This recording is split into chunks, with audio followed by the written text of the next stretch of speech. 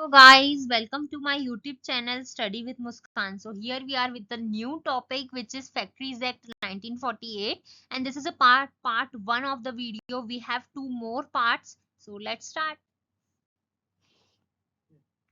Okay, so scope and applicability of Factories Act. तो factories act जो है पूरे इंडिया में एप्लीकेबल है। ठीक है, फैक्ट्री का मीनिंग क्या होता है अब हम वो समझते हैं। तो फैक्ट्री का मीनिंग ये है कि जहां भी ऐसी प्रेमाइसिस, ऐसी जगह जहां पे मैन्युफैक्चरिंग हो रही हो, ठीक है, रॉ मटेरियल फिनिश गुड्स में कन्वर्ट हो रहा हो, उसे हम फैक्ट्री बोलते हैं। ठीक है, अब लॉ के अकॉर्डिंग जो फैक्ट्री है उसे मतलब 2 पॉइंट्स में डिफाइन किया गया है।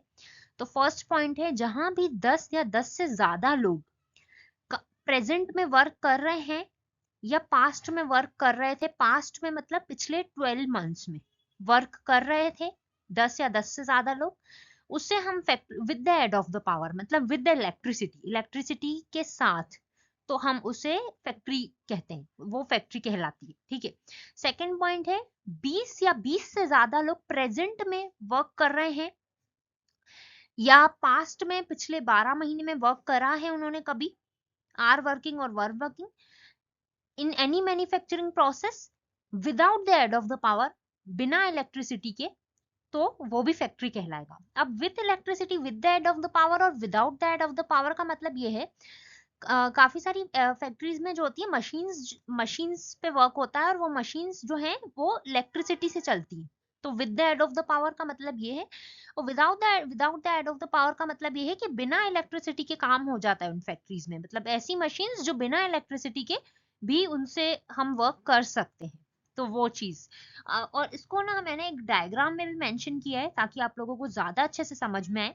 तो फैक्ट्री में 10 या 20 लोग काम कर रहे थे या कर रहे हैं अभी प्रेजेंट में, आर और वर, उसके साइड में मैंने प्रेजेंट और इधर प्रीसीडिंग 12 मंथ्स, पिछले 12 महीनों में अगर काम किया है तो वो past, then manufacturing premises, then with the aid of the power that means electricity or without the aid of the power। ठीक है, तो लॉ के अकॉर्डिंग जो फैक्ट्री की डेफिनेशन है वो इस तरीके से कुछ दी गई है। तो लॉ के अकॉर्डिंग इसे माना जाता है फैक्ट्री, मतलब ऐसी जगह को हम फैक्ट्रीज एक्ट के अंदर एप्लीकेबल मानते हैं। ठीक है, और ये पूरे होल इंडिया में एप्लीकेबल है, वो हमने पहले भी समझा। सो या दैट्स इट। ये कुछ इंपॉर्टेंट डेफिनेशंस हैं, जैसे कि फैक्ट्रीज एक्ट जो लॉ है, लॉ के अंदर कुछ डेफिनेशंस मेंशन की गई हैं। जैसे अभी पहले हमने फैक्ट्री की डेफिनेशन समझी, ठीक है, अब हम चाइल्ड, एडल्सेंट और एडल्ट, इनकी डेफिनेशन हम समझते हैं। तो इसके अकॉर्डिंग जो चाइल्ड है 15 साल के अंदर के लोग, it means a person who has not completed his or her 15 years of as. जिस भी पर्सन ने 15 साल एज कंप्लीट नहीं करी, मींस 0 to 14 इयर्स तक हम उसे चाइल्ड कंसीडर करेंगे, बच्चा मानेंगे, चाइल्ड मानेंगे, जिसकी भी एज 0 to 14 इयर्स होगी, मतलब 15 उसने कंप्लीट नहीं किया होना चाहिए। ठीक है, एडल्सेंट का मतलब होता है it means a person who has completed his or her 15 years of age but has not completed his or her 18 years of as. ठीक है, मतलब 15 साल से बड़ा बच्चा होना चाहिए, मतलब 15 या 15 से ऊपर का होना चाहिए, बट 18 कंप्लीटेड नहीं होना चाहिए, 18 इयर्स कंप्लीट नहीं होना चाहिए, तो उसे हम एडल्सेंट बोलते हैं। और अडल्ट का मतलब a person who has completed his 18 years of age, that means जिस पर्सन ने 18 साल अपने पूरे कंप्लीट कर लिए हों, 18 या 18 के बाद वाले लोगों को हम अडल्ट बोलते हैं। ठीक है, note young person means a person who is either a child और अडल्सेंट। यंग पर्सन हम उसे बोलेंगे या तो वो चाइल्ड हो या तो वो अडल्सेंट हो। ठीक है, तो ये बहुत ही इंपॉर्टेंट डेफिनेशन है फैक्ट्रीज एक्ट के अंदर, तो इसलिए। ओके, नाउ वर्कर की definition in a factory act. तो वर्कर की डेफिनेशन ये है कि या तो हम डायरेक्टली वर्कर को एम्प्लॉयड कर देते हैं, डायरेक्ट एम्प्लॉयमेंट दे देते हैं, डायरेक्टली हम हायरिंग करते हैं। अब जैसे मेरी कंपनी के लिए, मेरी मैन्युफैक्चरिंग इंडस्ट्री के लिए मुझे वर्कर्स की नीड है, तो मैंने डायरेक्टली हायरिंग कर ली 1-to-1 इंटरव्यू करवा के। ठीक है, या फिर अब मैं डायरेक्टली, क्योंकि बहुत सारे एम्प्लॉयज चाहिए, बहुत सारे वर्कर्स हमें चाहिए, तो मैं डायरेक्टली नहीं कर पाती हूँ, तो मैं फिर क्या करूंगी, एजेंसी को हायर करूंगी कि आप हमारे लिए हायरिंग करो। ठीक है, तो कई बार एजेंसीज भी करती हैं हायर, कंसल्टेंसीज होती हैं, एजेंसीज होती हैं, ऐसे। ठीक है, तो वर्कर की डेफिनेशन ये है कि it means a person employed या तो डायरेक्टली या तो विद एन एजेंसी, किसी एजेंसी के थ्रू। अब with or without knowledge of principal employer, या तो उसे प्रिंसिपल एम्प्लॉयर मतलब जिस कंपनी के लिए अपन हायरिंग कर रहे हैं उसका पता होगा, नॉलेज होगा, या तो नहीं होगा, ठीक है। For the remuneration, of course उसके बदले में वो हमारे लिए कुछ काम करेगा तो उसके बदले में हम कुछ जरूर उसे देंगे, रेम्यूनरेशन, सैलरी, वेजेस कुछ तो देंगे। Not in an manufacturing process or any activity connected with manufacturing process. अब वो जरूरी नहीं है कि हाँ, ये भी हो सकता है मैन्युफैक्चरिंग इंडस्ट्री के लिए, प्रोसेस के लिए, या फिर ऐसा कोई काम जो कि मैन्युफैक्चरिंग प्रोसेस से कनेक्टेड है। दोनों चीजें हो सकती है, या तो हम अपनी डायरेक्टली अपनी कंपनी के लिए हायर कर रहे हैं, अपनी फैक्ट्री के लिए हायर कर रहे हैं पर्सन को, या फिर ऐसा कोई काम जो कि हमारी मैन्युफैक्चरिंग इंडस्ट्री से कनेक्टेड है। तो दोनों चीजें हो सकती है, ठीक है। But does not include any member of the armed forces of the union, but वो पर्सन आर्मी फोर्सेस का नहीं होना चाहिए, ठीक है। तो वर्कर की डेफिनेशन अगर आप जब रीड करेंगे तो आपको बहुत ज्यादा अच्छे से समझ में आएगी।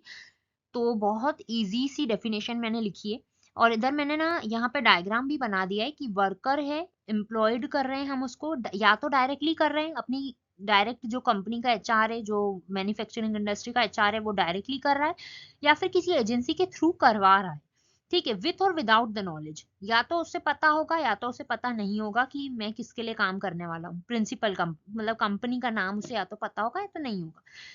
और या फिर मैन्युफैक्चरिंग प्रोसेस के लिए डायरेक्टली करेंगे हम हायर, या तो ऐसी कोई एक्टिविटी के लिए जो कि मैन्युफैक्चरिंग इंडस्ट्री से कनेक्टेड होगी, ठीक है। और उसके बदले में हम उसे रेम्यूनरेशन देंगे या तो नहीं देंगे।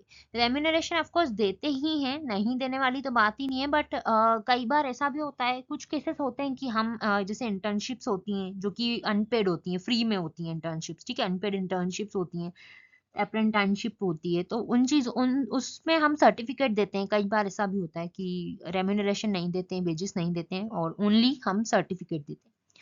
तो उस कंडीशन में, अदरवाइज हम एम्प्लॉय हायर कर रहे हैं तो उससे तो फिर रेम्यूनरेशन जाएगा ही जाएगा। ओके, तो कुछ और भी डेफिनेशंस हैं जो कि फैक्ट्रीज एक्ट के अंदर इंक्लूडेड हैं, और मुझे लगा इम्पोर्टेंट भी हैं आपको पता होना। तो क्या क्या अथॉरिटीज होती हैं अंडर दिस एक्ट, इस एक्ट के अंदर क्या क्या अथॉरिटीज, अथॉरिटेटिव पर्सन होते हैं, तो उसकी डेफिनेशन है। फर्स्ट है इंस्पेक्टिंग ऑफिसर। इंस्पेक्टिंग ऑफिसर जो होता है वो ये चेक करता है कि फैक्ट्री में सेफ्टी कितनी है, हेल्थ केयर है या नहीं, वेलफेयर स्टैंडर्ड्स क्या है क्या नहीं है, ठीक है। तो ये तीनों डिपार्टमेंट को चेक करता है वो। इंस्पेक्टिंग ऑफिसर चेक करता है कि प्रॉपर हेल्थ केयर मिल रहा है या नहीं मिल रहा है पीपल को, वर्कर्स को, वेलफेयर स्टैंडर्ड्स बने हुए हैं या नहीं, या रूल्स एंड रेगुलेशन प्रॉपर बने हुए हैं या नहीं, ठीक है। ये सारे चीज़ों को चेक करता है, और हेल्थ केयर, सेफ्टी, इन सारी चीज़ों को। और दूसरा वो डॉक्यूमेंट्स को भी एग्जामिन करता है, और काफ़ी सारे और भी चीज़ें होती हैं, फैक्ट्री प्रीमाइसेस को चेक करना, वहाँ पे प्रॉपर वर्क चल रहा है या नहीं। तो वैसे करके इंस्पेक्टिंग ऑफिसर एक होता है, उसका काम यही होता है मेजरली कि, और थोड़ा डॉक्यूमेंटेशन से रिलेटेड भी होता है। और ये जो होता है ना डायरेक्टली, जैसे बड़ी बड़ी फैक्ट्रीज होती हैं उनमें ये डायरेक्टली गवर्नमेंट ही उसको अपॉइंट करती है, इंस्पेक्टिंग ऑफिसर को, ठीक है। अब सर्टिफाइंग सर्जन, अब इंस्पेक्टिंग ऑफिसर के अंदर वर्क करता है सर्टिफाइंग सर्जन, ठीक है। तो सर्टिफाइंग सर्जन वो पर्सन है जो कि मेडिकल फिटनेस से रिलेटेड चेक करता है कि जैसे कई बड़ी बड़ी कोयले की फैक्ट्रीज होती हैं, या कोल की, या ऐसी ऐसी काफी सारी फैक्ट्रीज होती हैं जहाँ पे थोड़ा सा हेल्थ का इशू रहता ही रहता है, सीमेंट फैक्ट्रीज होती हैं। तो वहां पे क्या होता है ना कि जो मेडिकल पर्सन रहता है, मेडिकल प्रोफेशनल, वो ये चेक करता है कि वर्कर्स की फिटनेस को रिलेटेड, कि वर्कर्स को कोई भी दिक्कत आ रही है किसी भी चीज में, तो वो वहां पे रहता है, अवेलेबल रहता है, और जो वर्कर्स हैं उससे डायरेक्ट जाके कंसल्ट कर सकते हैं। और ये जो सर्टिफाइंग सर्जन, जो मेडिकल प्रोफेशनल है, ये इंस्पेक्टिंग ऑफिसर के अंडर वर्क करता है, ठीक है। तो अगर ये कुछ सही वर्क नहीं करेगा या कुछ गलत इससे होगा तो इंस्पेक्टिंग ऑफिसर तक बात जाएगी, फिर वो इस चीज को हैंडल करेगा, ठीक है। हमने अभी इंस्पेक्टिंग ऑफिसर वाली डेफिनेशन में पढ़ा भी कि हेल्थ, सेफ्टी और वेलफेयर को हैंडल करता है वो, तो वो चीज है, ठीक है। सेफ्टी ऑफिसर का ये होता है कि अब काफी सारी बड़ी बड़ी मशीन्स और बहुत सारी चीजें जो रहती हैं फैक्ट्री में, जो कि थोड़ी सी रिस्की रहती हैं, ठीक है। अब उसमें कई बार आईज रिस्क रहता है, हेल्थ रिस्क रहता है, और भी काफी सारी चीजें रहती है कि ऊपर से हाइटेड जगह से कई बार काम करना पड़ता है वर्कर्स को, तो कभी गिरने का डर या कुछ भी चोट लगने का डर। तो ये सेफ्टी ऑफिसर का काम ये होता है ताकि एक्सीडेंट्स कम हो, फैक्ट्री में एक्सीडेंट्स कम हो और सेफ्टी बनी रहे। तो जैसे कई बार यूनिफॉर्म्स होती हैं उसमें फैक्ट्रीज में कि अब कुछ ऐसा वर्क है तो सबको मैंडेटरी होता है कि हेलमेट सबको पहनना ही पहनना है फैक्ट्री में, ताकि किसी को सर पे चोट ना आए। तो फैक्ट्री सेफ्टी ऑफिसर का काम ये होता है कि प्रॉपर चेक करे कि सबने यूनिफॉर्म वियर करी है या नहीं, सबने हेलमेट लगाया है या नहीं सर पे, या अगर कोई बहुत ज्यादा हाइट से काम कर रहा है, बहुत ज्यादा हाइटेड जगह से, ऊंचाई से काम कर रहा है, तो उसे देखना कि अगर बाय चांस वो नीचे गिरता भी है तो उसे ज्यादा चोट नहीं आए, नीचे ऐसा इंतजाम कर देना, ऐसी फैसिलिटी प्रोवाइड करना। तो ये जो सेफ्टी ऑफिसर है वो भी इंस्पेक्टिंग ऑफिसर के अंडर में काम करता है, ठीक है। और थर्ड है welfare officer. Welfare officer usually क्या होता है, जहां 500 या 500 से ज्यादा वर्कर काम कर रहे होते हैं ना, जिस फैक्ट्री में, मतलब बहुत बड़े लेवल की फैक्ट्री, तो वहां पे वेलफेयर ऑफिसर का होना मैंडेटरी होता है, ठीक है। वेलफेयर ऑफिसर का मतलब ये है कि वो देखे, इस चीज का ध्यान रखे प्रॉपर कैंटीन फैसिलिटी मिल रही है या नहीं, रेस्ट रूम्स हैं या नहीं, मेडिकल फैसिलिटीज हैं या नहीं, मेडिसिन हैं या नहीं। तो इन सारी चीजों का ध्यान रखता है वेलफेयर ऑफिसर, और ये भी इंस्पेक्टिंग ऑफिसर के अंडर में वर्क करता है। तो ये कुछ बहुत ही इंपॉर्टेंट डेफिनेशंस थी, जो आई होप आपको भी काम आएंगी, और मे बी किसी को नॉलेज नहीं होगा इन चीजों का तो उन्हें नॉलेज भी मिलेगा। सो या ओके सो गाइज, ये अभी इस वीडियो में ना मैंने पूरी डेफिनेशंस को कवर कर दिया, जितनी भी डेफिनेशंस फैक्ट्रीज एक्ट के अंदर हैं वो सारी चीजों को। अब health provision, safety provisions, welfare provision जो है हम नेक्स्ट वीडियो में कवर करेंगे, और मैं नेक्स्ट वीडियो में मतलब सारी वीडियोस में जो भी फर्स्ट सेकंड थर्ड पार्ट रहेगा उसमें सब में मैं लिंक्स मेंशन कर दूंगी सारे पार्ट्स की, तो वो आपको इजी रहेगा फाइंड आउट करने में। डिस्क्रिप्शन बॉक्स में मैं लिंक डाल दूंगी। और thank you guys, thank you for watching my video. Please do like, subscribe and share.